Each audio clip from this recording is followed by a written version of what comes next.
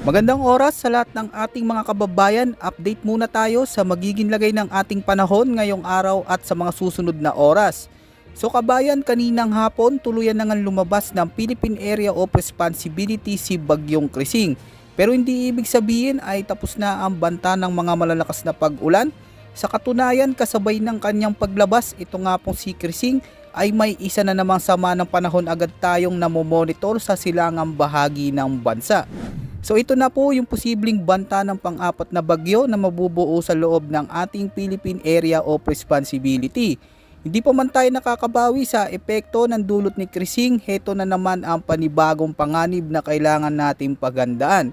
Kung mapapansin po ninyo, habang patuloy na lumalayo itong si Bagyong Krising, mas lalo niyang pinapalakas ang hanging habagat. At itong habagat